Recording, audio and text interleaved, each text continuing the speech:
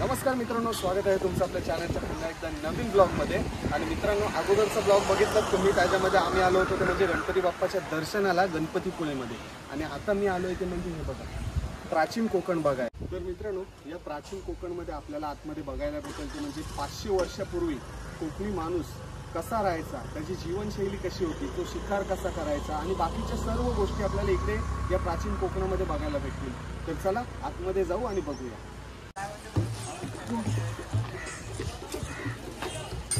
तर मित्रांनो, आपण आतमध्ये आलोय आणि आतमध्ये आल्या आल्याच आपल्याला कोकणाचा फील यायला लागला। हा बघा, सगळीकडे जो परिसर आहे ना आजूबाजूचा, तो पूर्ण हिरवागार आहे आणि सोबत आई पण आहे, आई आणि करिश्मा तिकीट काढ।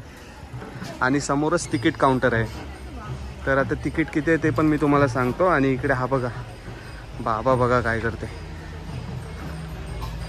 लांबून वाटला की खरोखरच आहे। आणि या बाजूला गाई आणि गाईचं वासरू, हे बघा एकदम हुबेहूब वाटते। लांबून बघितलं ना की असं वाटतं खरोखरचीच गाय आहे। तर मित्रांनो, याचं तिकीट आहे तो म्हणजे फक्त पर पर्सन 50 रुपये। आणि जर फोटोज आणि व्हिडिओज काढायचे असतील ना तर त्याचे एक्स्ट्रा 50 रुपये चार्ज करतात हे। आणि जर पर्सनल गाईड पाहिजे तर त्याचे 50 रुपये एक्स्ट्रा चार्ज।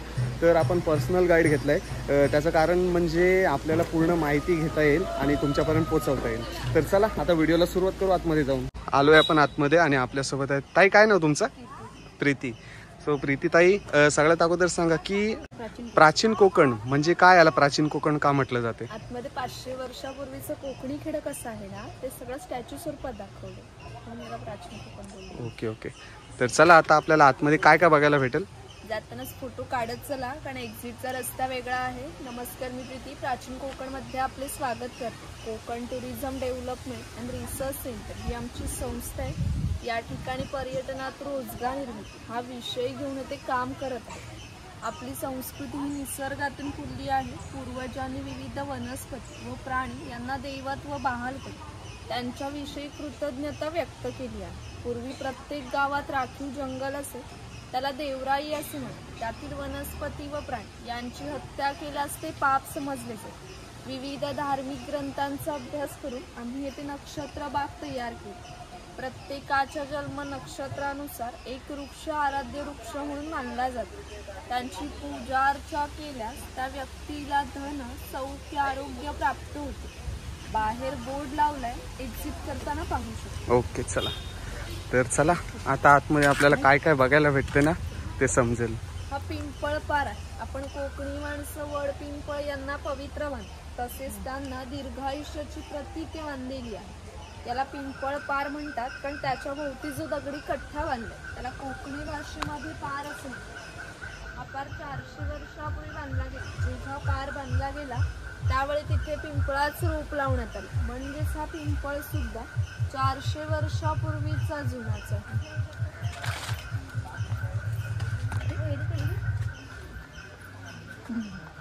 हा शिलालेख आहे। या शिलालेखावर लिहिलेली कविता कवी माधव यांनी 100 वर्षापूर्वी लिहिली। चिपळूण येथे झालेल्या पहिल्या कोकण मराठी साहित्य संमेलनामध्ये या कवितेला कोकणाची प्रातिनिधिक कविता म्हणून स्वीकारण्यात आली। या कवितेत कवी कोकणच्या निसर्ग सौंदर्याचे सुंदर असे वर्णन केले। सह्याद्रीच्या तळी शोभते हिरवे तळ कोकण, राष्ट्रदेवीचे निसर्ग निर्मित केवळ नंदनवन। या कवितेमध्ये नंदनवन हा शब्द आलाय। या नंदनवन शब्दाचा अर्थ आहे स्वर्गातील इंद्राची बाग। ती जितकी सुंदर आहे तितके आपले कोकणही सुंदर आहे। ती गुहा काळाचे प्रतीक आहे। गुहेच्या अलीकडे आहे वर्तमान काळ, गुहेच्या पलीकडे 500 वर्षापूर्वीचा भूतकाळ। इथून पुढे पाहणार 500 वर्षापूर्वी कोकणी माणसं कशी राहत होती, त्यांची समाज रचना, ग्रामरचना, खाद्य संस्कृती, परंपरा कशा होत्या, गुहेतून येताना वाकून। तर मित्रांनो, आता आपण गुहेत चाललोय। तर गुहेमध्ये आपल्याला लेफ्ट साईडला आदी मानव दिसतोय। हा बघा, म्हणजे प्राचीन काळामध्ये माणूस कसा होता त्याची थोडक्यात इकडे माहिती दिलेली आहे। आणि इकडे हत्ती आहे।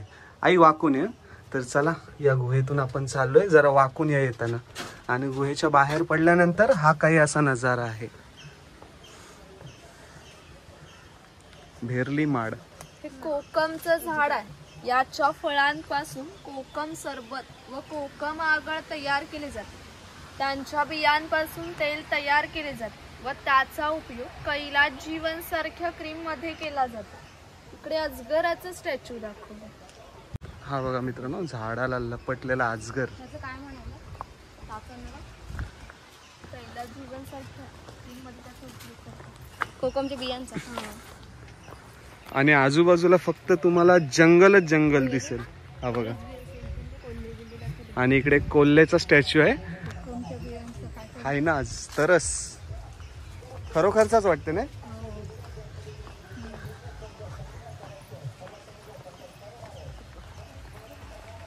ते भगवान परशुराम आहे. आपल्या पुराणात उल्लेख आहे की हजारो वर्षांपूर्वी भगवान परशुराम होऊन गेले.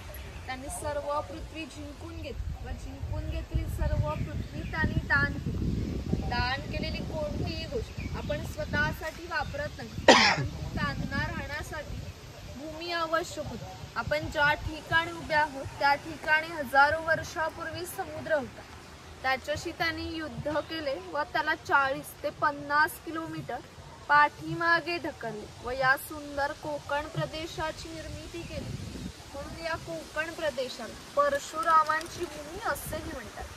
हे सारे कोकण दऱ्याखोऱ्याने वेढलेले आहे. सूर्याची किरण जमिनीपर्यंत पोहोचू शकत नाही एवढी दाट अरण्ये, वाघ, अस्वले, गवेरे यांसारखी जंगली श्वापदे, 200 ते 250 प्रकारच्या औषधी वनस्पती, शेकडो प्रकारचे मासे, दुर्मिळ कासवे इथे पाहायला मिळतात. कोकणात लाल रंगाचा जांभा नावाचा दगड मिळतो. जांभ्या दगडाचा हा जो पक्का रस्ता बनवला आहे त्याला कोकणी भाषेमध्ये पाखाडी असे म्हणतात. ही पाखाडी 400 वर्षापूर्वी बांधली गेली. त्यावेळी ती गणपतीच्या देवळापर्यंत होती, पण काळाच्या ओघात ती नष्ट झाली. आज फक्त आपल्या प्राचीन कोकणमध्ये शिल्लक राहिलेली पाहायला मिळते. पूर्वी अशा पाखाड्या सर्वसामान्यपणे ग्रामदेवतेकडे जाण्यासाठी बांधल्या जात असत. आपण सुद्धा या पाखाडीने प्राचीन कोकणमधील ग्रामदेवतेकडे जाणार आहोत. चला आता आपण खालच्या अंगाला जाऊ. आणि मागून करिश्मा आणि आई येते. भारी आहे ना. इकडे मसाले बाग तयार केले. आतमध्ये मसाल्याची झाडं लावली आहेत. या बाजूने जातील तिथून बाहेर पडायचं. मसाल्याची झाडं आहेत आतमध्ये. तर चला आतमध्ये. आता गेल्या गेल्या ना वासायली दालचिनीची मसाल्याची आता झाडं दाखवतो तुम्हाला. या बाजूला त्यांनी झाडं लावलीत आणि त्या झाडाच्या बाजूला नावं दिलेले आहेत. हे बघा, लवंग,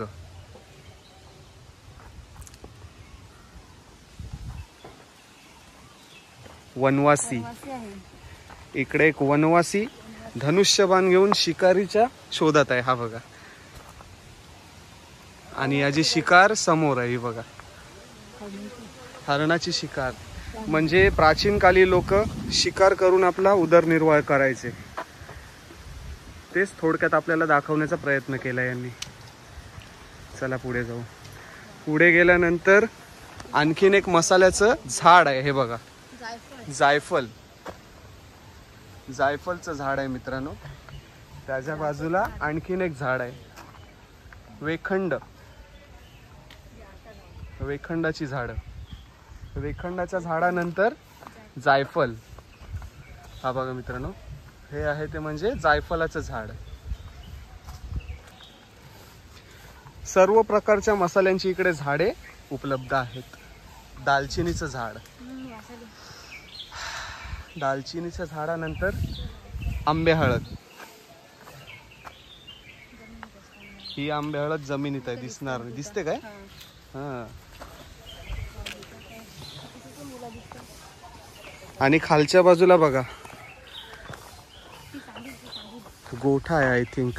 चला पुढे जाऊन बघू आपण. खाली उतरू. कढीपत्ता. कढीपत्त्याचं झाड आहे, वेखंडाचं झाड आहे. तिकडे पुढे आपट्याचं झाड आहे. हा बघा, त्रिफळ, सॉरी काली मिरी. काली मिरीचं झाड, तमालपत्र. आपण जे मसाले खातोय ना त्याच मसाल्यांची झाडं आज आपल्याला बघायला भेटतात. तुरंगी, बुश काली मिरी. आणि इकडे पक्षी दिसतात, वाघ दिसतात. सुरंगीचं झाड आहे, कोकमाचं झाड आहे, बकुळचं झाड आहे. चला आता आपण खाली आलोय. इकडे वाघ व वाघाची गुहा दाखवली, इकडे गाव शिकार दाखवले. गाव शिकार हे बघा मित्रांनो,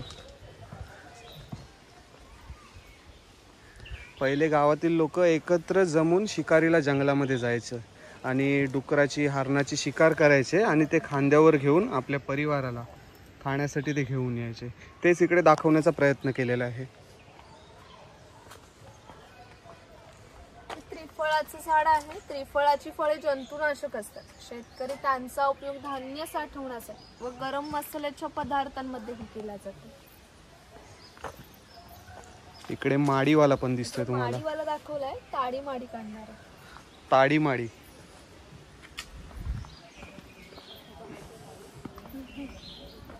तरी हा एरिया भरपूर मोठा आहे.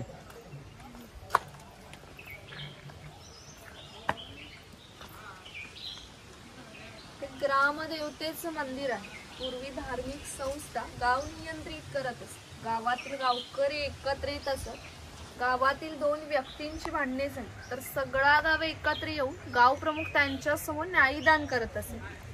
आणखीन एक महत्वाचं वैशिष्ट्य म्हणजे जगभर अशी प्रथा आहे की प्रत्येक जाती धर्माचे लोक आपापल्या देवांकडे जाऊन देवाचे दर्शन घेतात. आपण कोकणी माणसं सुद्धा वर्षभर देवळात जाऊन देवाचं दर्शन घेतो, पण ज्यावेळी आपल्याकडे शिमग्याचा सण येतो तेव्हा हा देव या पालखीमध्ये बसून प्रत्येकाच्या घरोघरी नेला जातो. म्हणजेच कोकणी माणूस आणि देव यांचं नाते इतकं जवळचं आहे की आमचं एकमेकांकडे जाणं येणं असतं.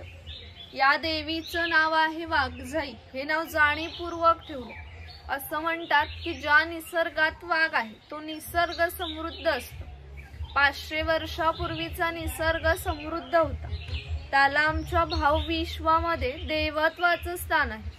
आम्ही कोकणी माणसं वड, पिंपळ, साप, नर यांची पूजा करतो. म्हणजेच आम्ही निसर्ग पूजक माणसे आहोत. म्हणून आमच्या देवीचं नाव प्रत्यक्ष निसर्गाशी संबंधित असंच ठेवलंय वाघजाई.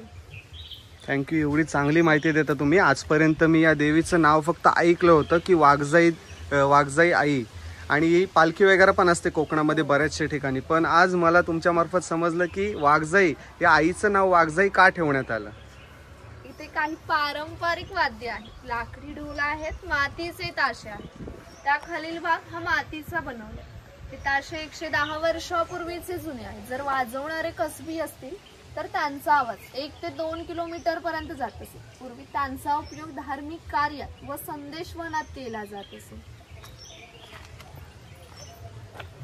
तर मित्रांनो, ही माहिती तुम्हाला आवडत असेल तर नक्की व्हिडिओला लाईक करा. हा चव्हाटा देव आहे. असं म्हणतात की कोकणात भरपूर भूत असतात, तर कोकणवासियांची श्रद्धा आहे की हा देव त्यांच्यावर नियंत्रण ठेवतो. शिमग्याच्या वेळी या देवाला गाराणे घातले जातात. तसेच पशुबळी सुद्धा दिले जातात. इकडे वीरगळ दाखवले. वीरप्राप्ती लोकांचे प्रतीक.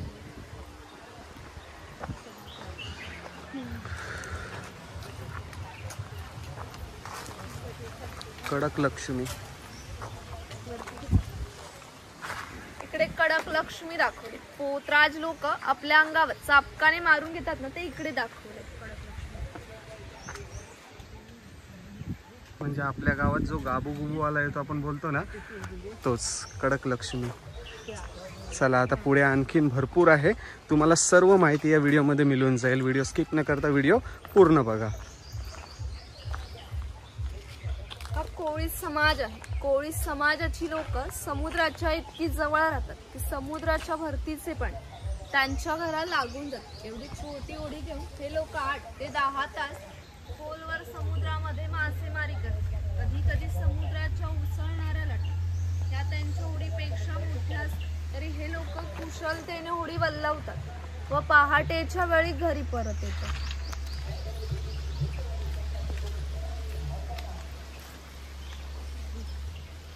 हा नाभिक आहे. पूर्वी कोकणामध्ये 12 बलुतेदार पद्धत अस्तित्वात होती. म्हणजेच नाभिक, सुतार, चर्मकार, कासार हे लोकांना घरोघरी जाऊन सेवा पुरवत असत. त्या बदल्यात त्यांना पैसे नव्हे तर केवळ धान्य मिळते. म्हणजेच एका नाभिकाला एका कुटुंबातील पुरुषाचे घरी जाऊन केस दाढी करण्यासाठी वर्षभरासाठी 4 पैल म्हणजे आत्ताचे 8 किलो धान्य मिळत असे. एवढ्या अल्प मोबदल्यात ती लोक समाजाची सेवा करत असे. आमच्या नाभिकाविषयी आणखी थोडं मजेशीर वर्णन आमच्या लोकसाहित्यामध्ये आढळतं. असं म्हणतात की गावातील प्रत्येक गोष्ट ही नाभिकाला माहीत असते आणि नाभिकाला माहीत असलेली प्रत्येक गोष्ट ही गावभर होते. आता तुम्ही आलात, ही गोष्ट ज्या अर्थी आमच्या नाभिकाला समजली त्या अर्थी संपूर्ण गावाला समजली. आमचं सगळं गाव तुमच्या स्वागतासाठी उत्सुक आहे. प्रथेप्रमाणे आपण आधी खोतांच्या घरी जाऊ, मग गावात फेरफटका मारू. ओके, मस्त ना. नाव्याच्या इथं गेलात तर कोणती गोष्ट सांगू नका नाव्याला.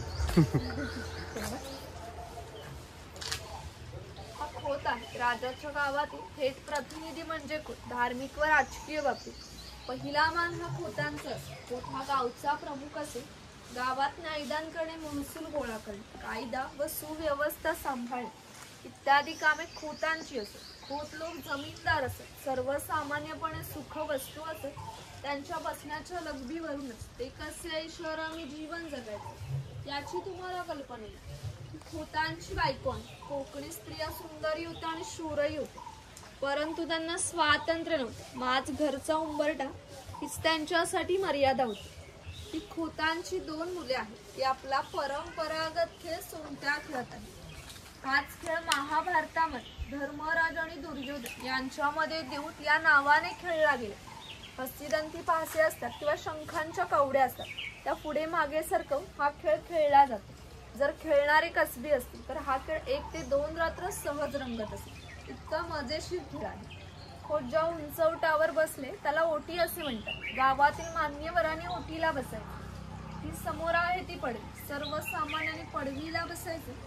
खोतांच्या उजव्या बाजूला देवघर, डाव्या बाजूला स्वयंपाकघर, मागच्या बाजूला माझघर म्हणजेच पूर्वीची बेडरूम. घराचे छप्पर पहा. वरती छोटे छप्पर मध्ये घ्या, त्याखाली मोठे छप्पर. कारण कोकणामध्ये उष्णता फार असते. घरातील उष्ण हवा सतत या गॅपमधून बाहेर पडते व बाहेरची थंड हवा तिची जागा घेते. त्यामुळे घरातले वातावरण थंड राहते. घरासमोर अंगण आहे. अंगणात तुळस आहे. इथे अडकित्यांचे प्रकार दाखवले. तर मित्रांनो, खोतांचा वाडा बघून आता आपण आलोय ते म्हणजे पुढे. इकडे लहान मुलगा पाठाच्या पाण्यावर खेळताना दाखवलाय. हा बघा, छोटा मुलगा खेळतोय त्याच्या आईसोबत. मजा मस्ती करायची. आई मी पण असंच खेळायचो का काय? चला आता पुढे जाऊ. आणि इकडे जाण्याचा जो रस्ता आहे ना मित्रांनो, मस्त लाल मातीचा आणि लाल विटांचा आहे. जांबा दगडांचा आहे, सॉरी.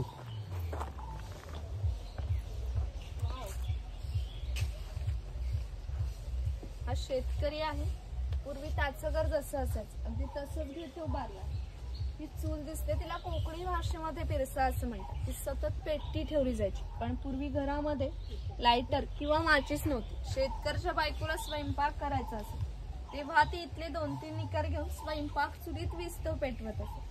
हा विस्तव विजला तर घरात 2 गारगोट्या ठेवलेल्या असत, त्या एकमेकांवर घासून हा विस्तव करावा लागत असे. ती शेतकऱ्याची बायको आहे, ती शेतकऱ्याची मुलगी आहे. तो पाळणा शेतकऱ्याच्या घरात कायम स्वरूपी टांगून ठेवला, पण शेतकऱ्याकडे दरवर्षी पाळणा हलत असे. म्हणजेच प्रत्येक शेतकऱ्याला 8 ते 10 मुलं असत. पूर्वीच्या काळी एकत्र कुटुंब पद्धत अस्तित्वात होती. हे उचल आहे, याचा उपयोग पूर्वी कपडे सुकत घालण्यासाठी केला जात असे. तिथे गौरी गणपतीचा सण दाखवलाय. ती शेणाने सारवलेली टोपली आहे. तिला कोकणी भाषेमध्ये कणगी असं म्हणतात. तिचा वापर धान्य साठवण्यासाठी केला जातो. ही खोईनी आहे. तिचा वापर मासे पकडण्यासाठी केला जातो. मागे वेलीने बांधून पाण्यामध्ये ठेवली जाते. तिची अंतर्गत रचना अशी आहे की आतमध्ये गेलेला मासा पुन्हा बाहेर पडू शकत नाही. तर मित्रांनो, शेतकऱ्याचं घर कसं वाटलं प्राचीन कालीन? आई मस्त आहे ना घर. भातुकलीचा खेळ. चला आपण पुढे जाऊ आता. करिश्मा, कसा वाटला घर शेतकऱ्याचा? प्राचीन कोकण. प्राचीन कोकण. ही बघा, मुलगी झोका खेळते झोपाल्यावर. हा कुंभार आहे. गावातील मातीशी सर्व संबंधित काम हा कुंभार करत असे. गणपती दिवसात की लाल मातीचे गणपती तयार करणे, उन्हाळा आला की मातीची मडकी बनवून देण्याचं काम हा कुंभार करत असे. हे जे सफेद रंगाचं मडकं आहे ते माडी काढण्याचं मडकं आहे. कोकणामध्ये नारळाची झाडं मोठ्या प्रमाणात आहेत.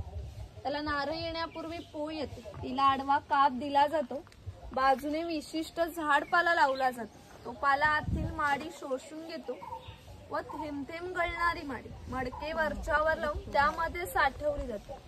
काळाच्या ओघात 12 बलुतेदारांचे व्यवसाय नष्ट झाले, पण माडी काढण्याचा व्यवसाय अजूनही व्यवस्थित चालू आहे. तर चला मित्रांनो, आता पुढे आलोय आपण. हा सोनार आहे. सोनार हा गावातील महत्वाचा घटक होता. गावातील महिलांना लागणारे दागिने व विविध देवदेवतांना लागणारे दागिने हा सोनार बनवून देत असे. यांच्या अप्रतिम कलाकुसरीने यांच्या दागिन्यांना जगभर मागणी होती. शिमगा, नवरात्र, अन्य वेळी ग्रामदेवतेला दागिने घालण्याचा मान हा सोनाराचा असे. सोनार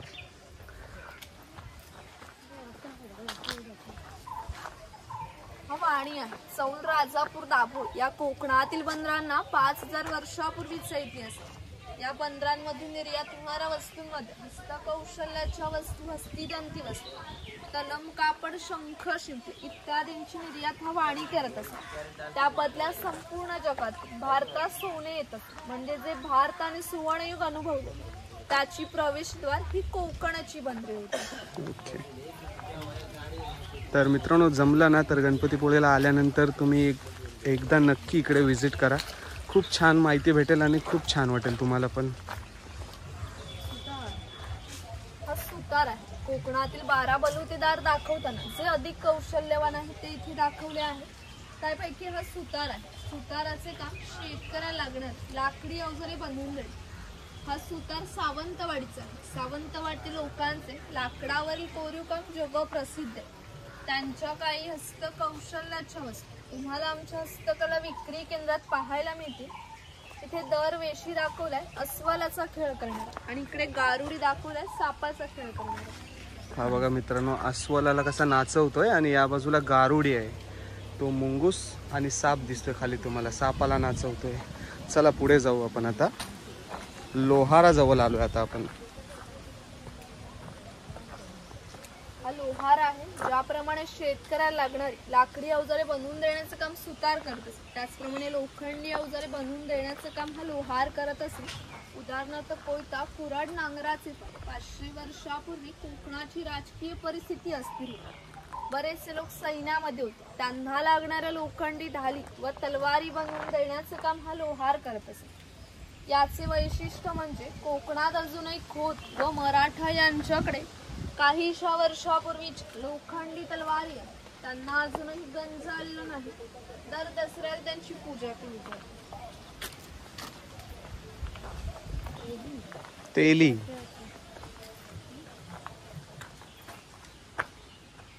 हा तेली आहे. पूर्वी कोकणी माणसं आपल्या जेवणात खोबरेल तेलाचा वापर जास्त प्रमाणात करत असत.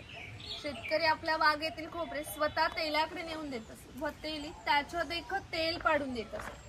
हा तेलाचा घाणा आहे. याला खुंट असे म्हणतात. यामध्ये खोबरे घातले जाते. हे जे उभे लाकूड दिसते त्याला कोकणी भाषेमध्ये लाट असे म्हणतात. या लाटेला हे आडवे लाकूड अशा तऱ्हेने बांधले जाते जेणेकरून ही लाट उभी राहते व या ठिकाणी जोखडाला बैल बांधला जातो. आडव्या लाकडावर दगड ठेवून तेली स्वतः त्यावर बसतो व हे सर्व वजन बैल गोल फिरवला जातो. त्यामुळे आतील खोबरे रगडून त्याचं तेल निघतं. आतील तेल भरून काढायचे असेल तर सर्वप्रथम जोखडाचा बैल बाजूला केला जातो व जोखड बाजूला केले जाते. आडवे लाकूड बाजूला करून लाट बाजूला केली जाते व आतील तेल भरून काढले जाते. पुन्हा नवीन तेल पाडायचे असेल तर सगळं क्रमवार जळून नवीन तेल पाडले जाते. म्हणजेच पूर्वी तेलाला वसा ते 1.5 पसा तेल काढण्यासाठी 1 ते 1.5 तास मेहनत घ्यावी लागत असे. यावरून तुमच्या लक्षात येईल की पूर्वीचे जीवन किती कष्टमय होते. हा बुरुड आहे. पूर्वी प्रत्येक व्यवसाय जातीने होते. व्यवसाय निवडचे स्वातंत्र्य नव्हते. प्रत्येकाला आपापल्या जातीचाच व्यवसाय करावा लागत असे. म्हणजेच बांबूच्या वस्तू बनवून देण्याचं काम हा बुरुड करत असे. हे सूप आहे. फुलांची परडी आहे. ही रोवळी, तिचा वापर धान्य धुण्यासाठी व आजही धार्मिक कार्यात केला जातो. जेव्हा आपल्याकडे शुभ कार्य असते तेव्हा घरातील कुमारिका किंवा सौभाग्यवती स्त्रिया या रोवळीमध्ये दिवा ठेवून हातात घेऊन उभ्या असतात. शुभ कार्यापूर्वी हा दिवा विझला तर ते अशुभ मानलं जातं. अजूनही आमच्या चाकरमान्यांचं लग्न जर मुंबईला असेल तर ही रोवळी गावाहून मुंबईला पाठवली जाते, कारण मुंबईला सर्व काही वस्तू मिळतात पण ही रोवळी मिळत नाही. तर मित्रांनो समजलं, म्हणजे प्राचीन काळामध्ये काय होता, जाती धर्मानुसारच कामं होते, पण आता तसं नाही. आता कोणत्याही जाती धर्माची लोक कोणतेही कामं करू शकतात, पण पहिल्या काळात तसं नव्हतं. ज्या जातीच्या माणसाला त्या जातीचंच काम करावं लागत असे.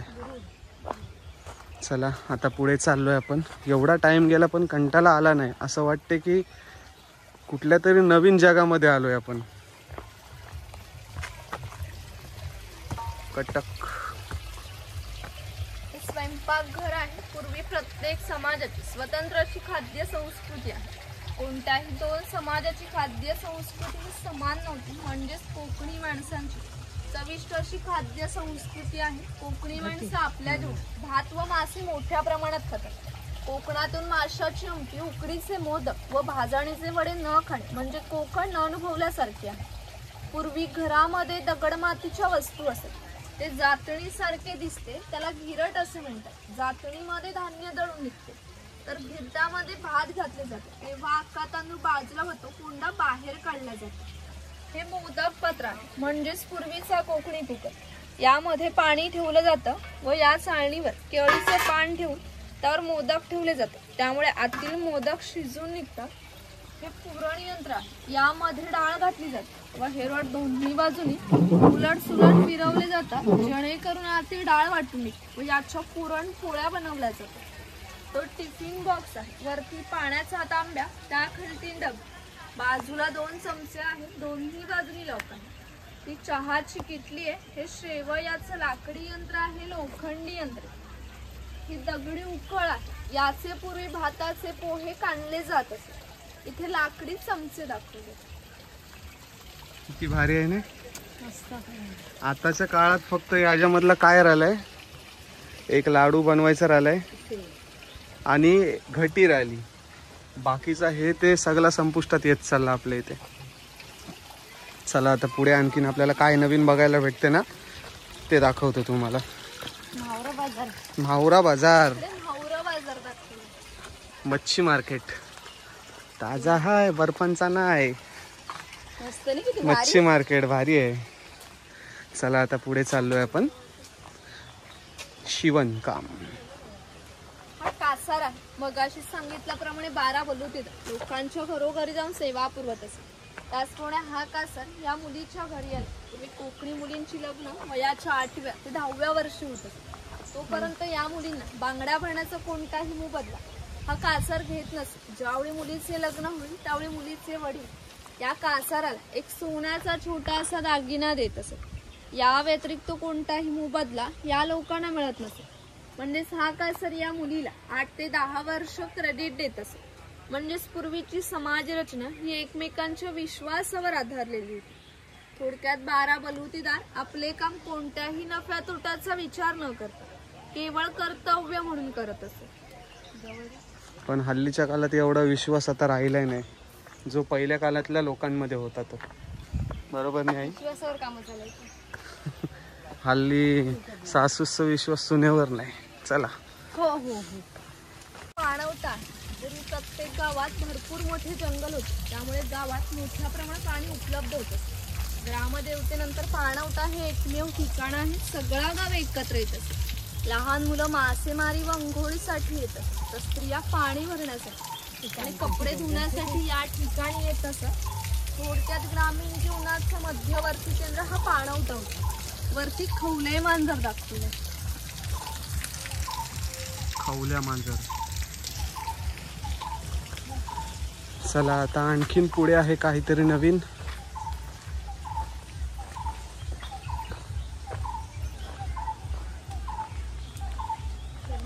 चर्मकार आहे. चामड्याच्या वस्तू बनवून देण्याचं काम हा चर्मकार करत असतो.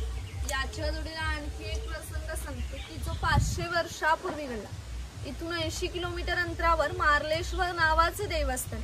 एका पर्वतामध्ये एक मोठी गुहा आहे. त्या गुहेमध्ये शंकराची पिंडी आहे.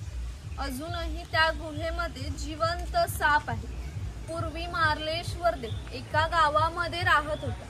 त्याच्या गावातील लोक वाईट मार्गाने वागायला लागल्यामुळे शंकराचे पावित्र्य कमी होऊ लागले. हे शंकराला मान्य होणे शक्य नव्हते.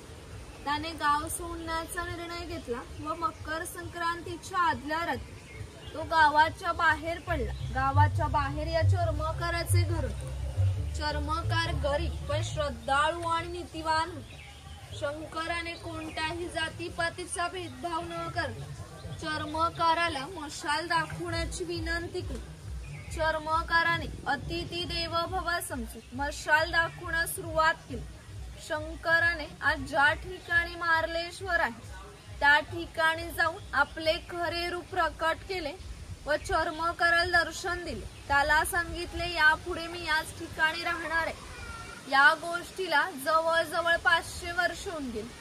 दरवर्षी संक्रांतीला शंकराच्या मूळ गावातून पालखी निघते. तिला मशाल दाखवण्याचं का चर्मकाराचा आजचा वंशच करतो.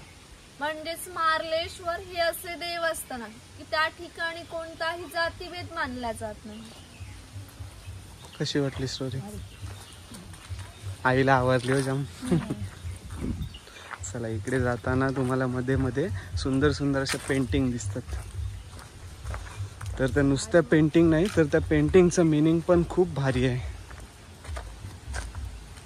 समोर मार्लेश्वरची प्रतिकृती दाखवले, तिथून दर्शन घेऊन वरती. हा बघा, मार्लेश्वरची पेंटिंग. इकडे शंकर महादेव आहेत आणि त्यांना मशाल घेऊन चाललाय एक माणूस. तो बघा,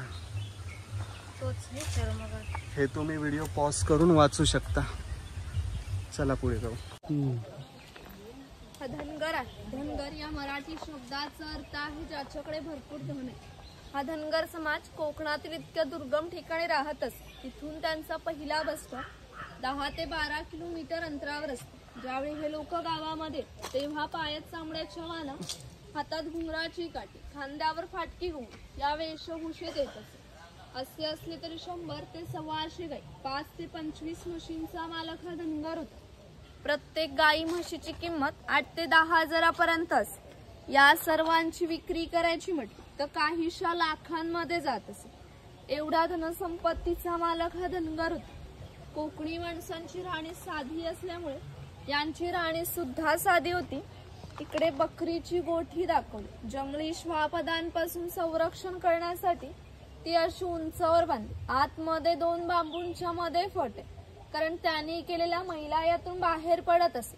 छपराची रचना जरी ओबडधोबड दिसली तरी कितीही पाऊस आला तरी पावसाचे पाणी आतमध्ये जाऊ शकत नव्हते. चला, तुम्हाला बकरीचा गोठा दाखवतो आता.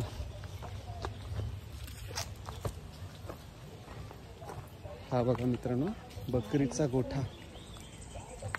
आतमध्ये आहे काही. ओके, पुढे आलोय आता. हे खैराचं झाड आहे. याच्या आतील लाल रंगाच्या खोडापासून कात तयार केला जातो. तो पानामध्ये घालतात. कातेचं झाड बोलू शकता तुम्ही, खैराचं झाड.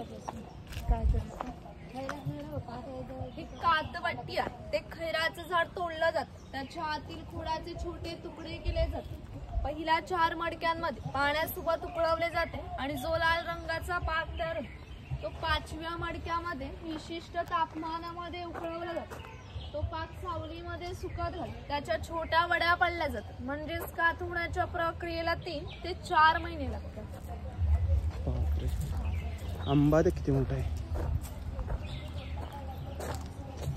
मचाण. ही मचाण आहे. पूर्वी अशा मचाणांचा उपयोग शिकारीसाठी केला जात असे. या मचाणावर 10 ते 12 किलोमीटरचा भूप्रदेश दिसतो. जाणार असला तर एका वेळी 3 जण चप्पल काढून जाऊ शकता. इथे मुखवटे घालून फोटो काढणार असलं तर काढू शकता. पुढे शॉप आहे.